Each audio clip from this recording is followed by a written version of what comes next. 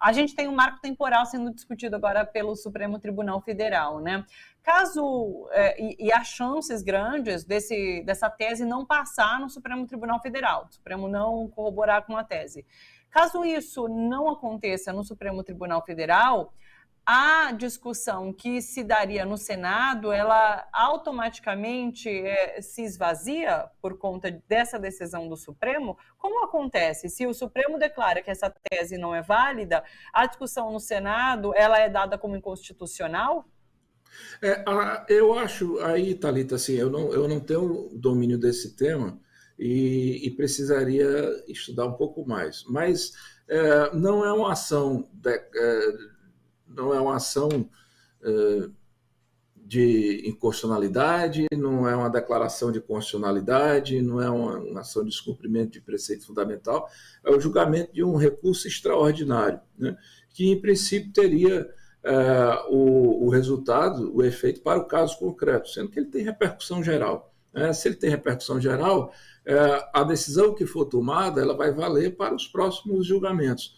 Eu não sei se ela tem um condão de evitar que o projeto de lei que foi aprovado na Câmara deixe de correr no Senado. Eu acho que não. Agora, que eventualmente, ainda que fosse aprovado uma lei no Senado Federal a favor do marco temporal, se o julgamento do recurso extraordinário for contra a tese, ações de constitucionalidade irão implicar na morte, né, dessa lei.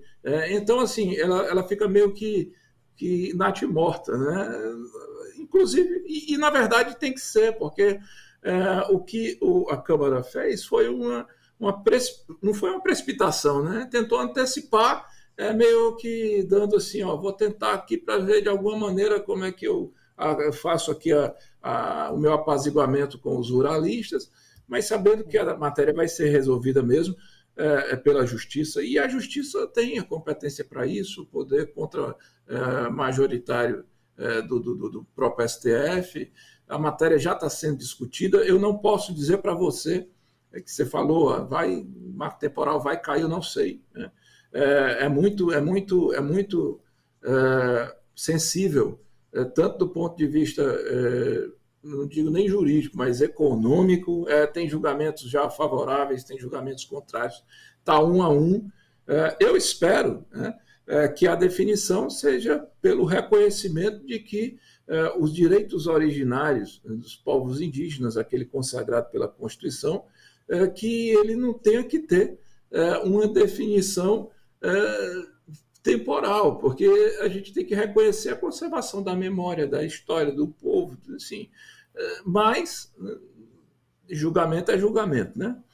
Agora, a questão em pauta foi uma promessa da ministra Rosa Weber, que tem se mostrado uma pessoa também muito sensível com a temática, e eu espero que a gente derrube esses empecilhos, que é muito fácil também, se você não entendeu o direito, tomar uma posição, Thalita. Basta ver a posição dos outros. Se o ruralista está do lado de lá, se o Bolsonaro está do lado de lá, se não sei o que, você fica do lado de cá. Não precisa. Se você quiser entender analiticamente a matéria, ótimo, mas também se você não quiser, já é um bom prenúncio de que o seu caminho é o oposto a este. Porque ali era exatamente a política do extermínio indígena, da falta de respeito com as demarcações, não reconhecimento nenhum da existência de povos originários. Agora, veja só, tem julgamento contrário, mas também tem julgamento que serve como paradigma a favor, né?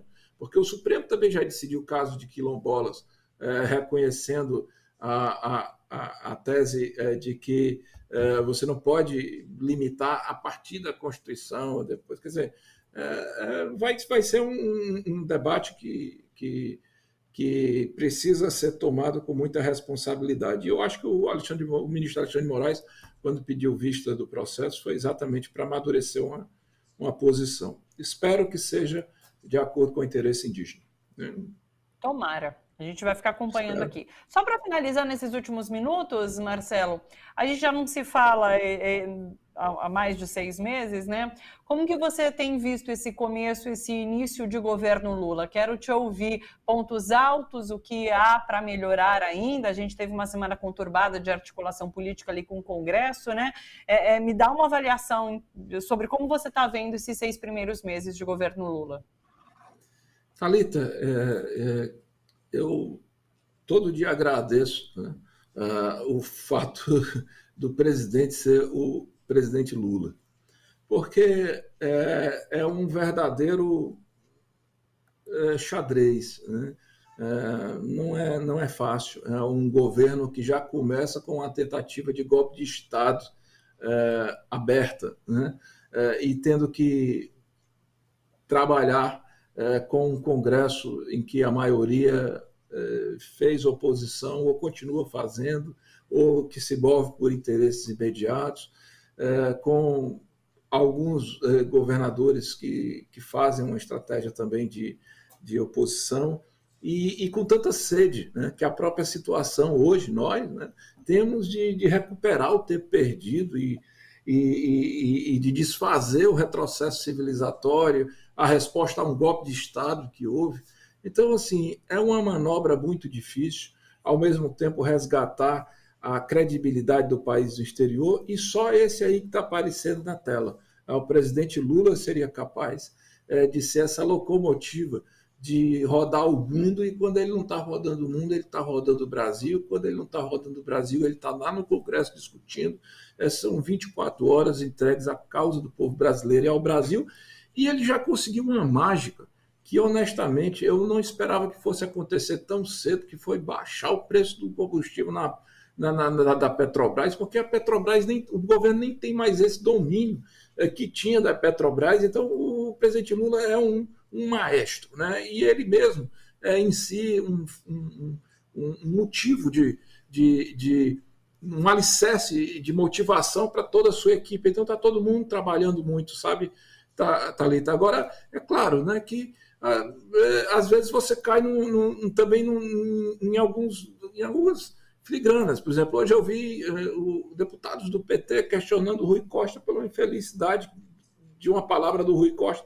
Foi uma infelicidade, ele certamente vai se retratar. Então não precisa também a gente atacar o próprio governo. A gente tem que fazer um esforço positivo, entender que olha, além de tudo, né, a pandemia, então tem muito pouco tempo, mas o presidente Lula está conseguindo. Você já pensou pegar aquele monte de militar que estava ameaçando dar golpe e colocar dentro do quartel?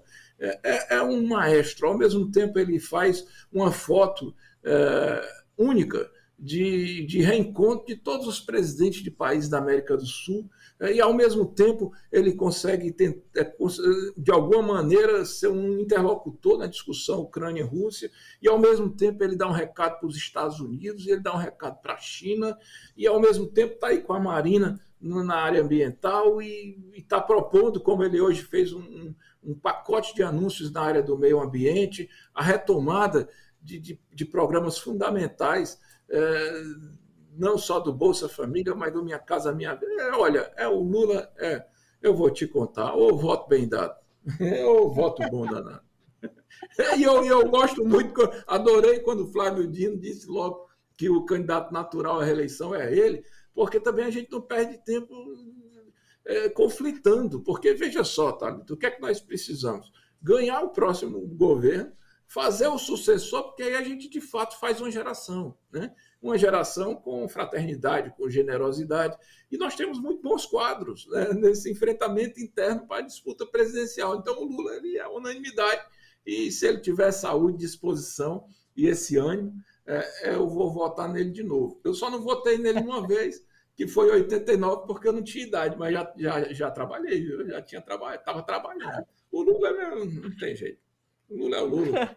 É isso. São tempos de reconstrução e a gente torce para que essa missão seja possível e a gente consiga juntos realizá-la. Marcelo, sempre um prazer te receber por aqui, viu? Muito obrigada por mais essa participação. Que a gente volte a se encontrar em breve. Uma boa semana para você. Um beijo.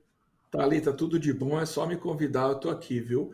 Manda um beijo para todo mundo. Nahama, obrigado pelo convite, pela lembrança. Tá bom? Guilherme aí, nóis. Guilherme, né? Companheiro aí, e um beijo também. na meninada.